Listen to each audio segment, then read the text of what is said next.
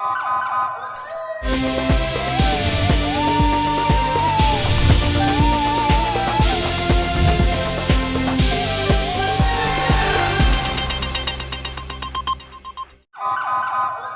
पहले नजर डालते हैं अब तक की बुलेटिन की। जी बिल्कुल, गुजरांवाला से खबर शामिल करते हैं। गुजरांवाला थाना कैंट तशद्दुद थाना बन गया।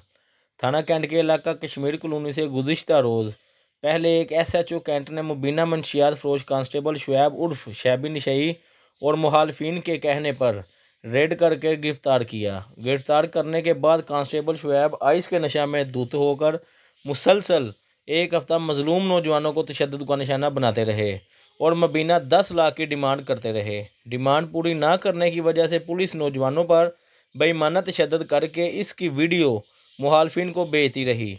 गुज़िश्ता एक रोज़ पहले बिलाल, गौस, हसीब, अकरम और शुजा से मुबीना 3 लाख रुपए लेकर छोड़ दिया गया। वर्षा का कहना है, पुलिस ने मुखालफिन के कहने पर हमारे बच्चों को बेईमाना तशद्दुद का निशाना बनाया। लवाहकीन की जानिब से कहना है, हमारे बच्चों का मेडिकल करवाया जाए ताकि हक़ाइक़ सामने आए कि किस तरह पुलिस ने बेईमाना तशद्दुद का निशाना बनाया।